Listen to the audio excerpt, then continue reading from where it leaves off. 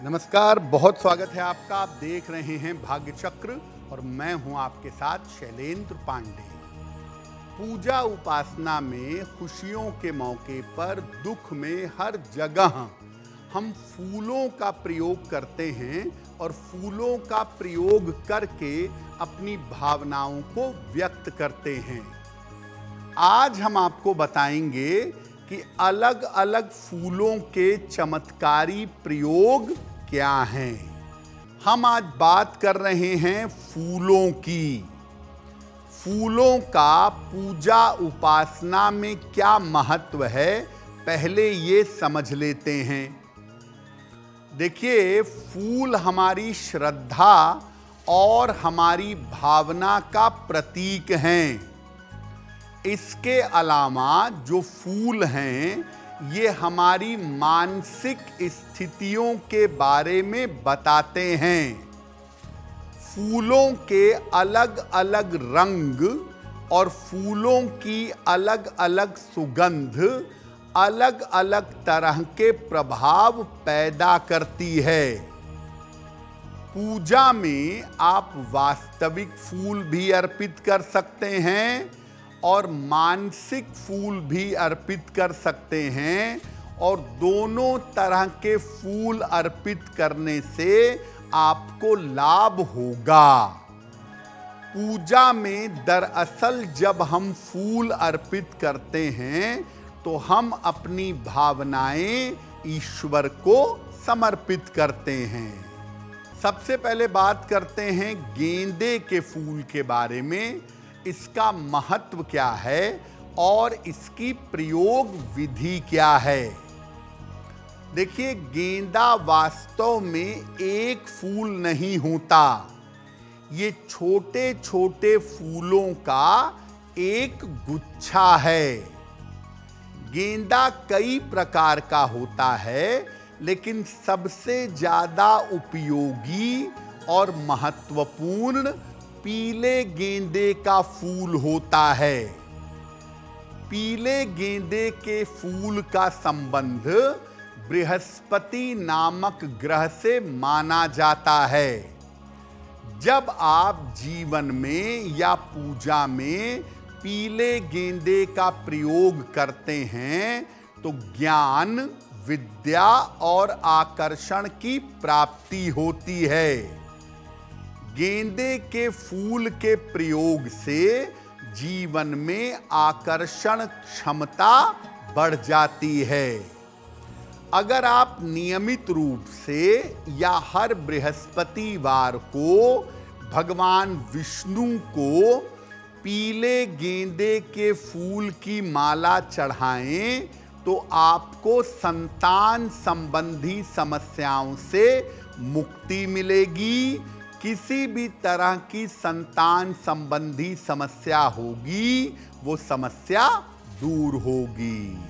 अब जानते हैं गुलाब के फूल के बारे में, इसके महत्व के बारे में और इसके प्रयोग के बारे में। देखिए, गुलाब का फूल एक अद्भुत और चमत्कारी फूल है और गुलाब के फूल के प्रयोग का आपके रिश्तों पर सीधा असर पड़ता है। गुलाब के फूल की ढेर सारी किस्में पाई जाती हैं, लेकिन ज्योतिष में और पूजा में लाल गुलाब का ही प्रयोग किया जाता है।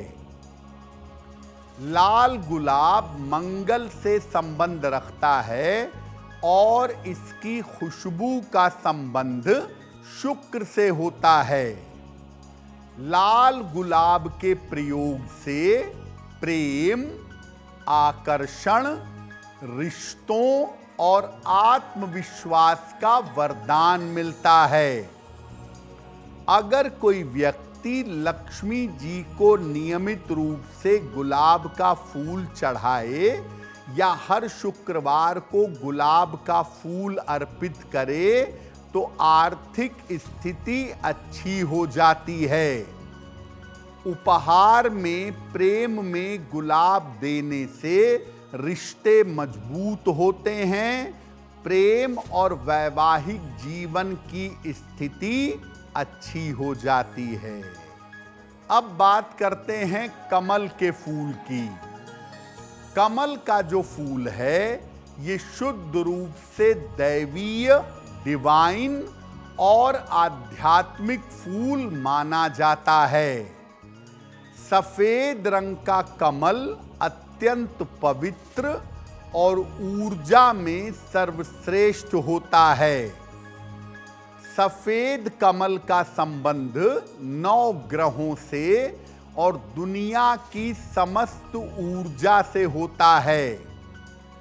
जब आप पूजा में भगवान को, ईश्वर को कमल का फूल अर्पित करते हैं तो इसका मतलब है आप अपने आप को ईश्वर के चरणों में समर्पित कर रहे हैं। शिव जी या कृष्ण जी की स्थापना कमल के फूल के आसन पर करिए और उनकी साधना करिए।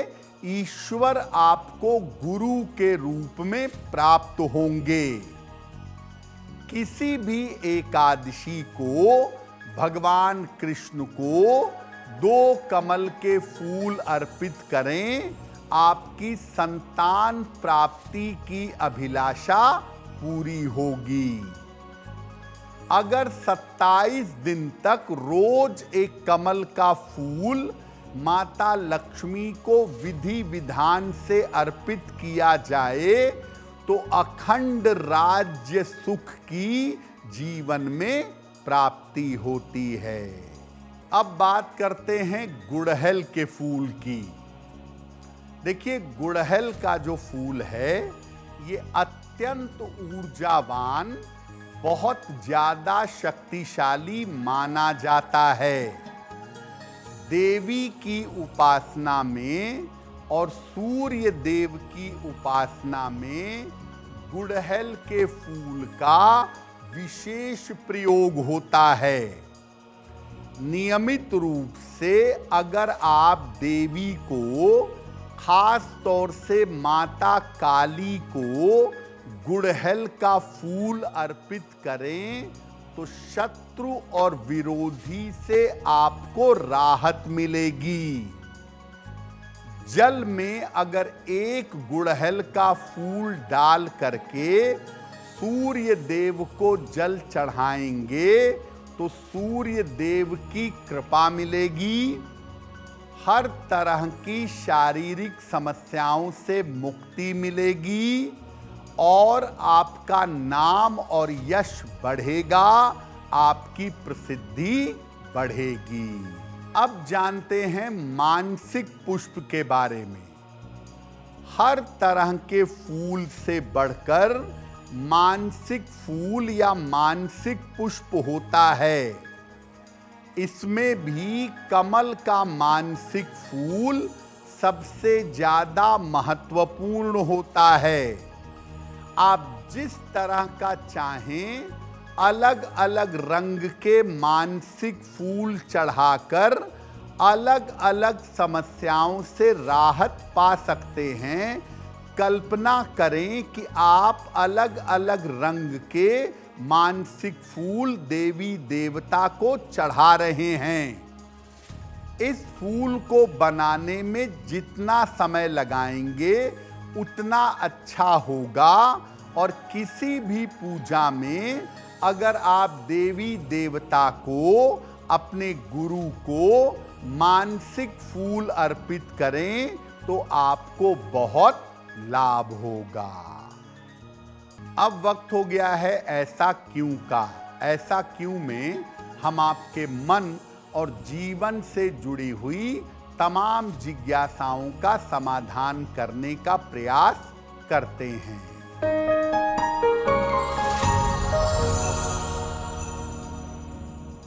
ऐसा कहा जाता है कि मंदिर से जो फूल मिलता है या माला मिलती है उसको अपने पास सुरक्षित रखना चाहिए।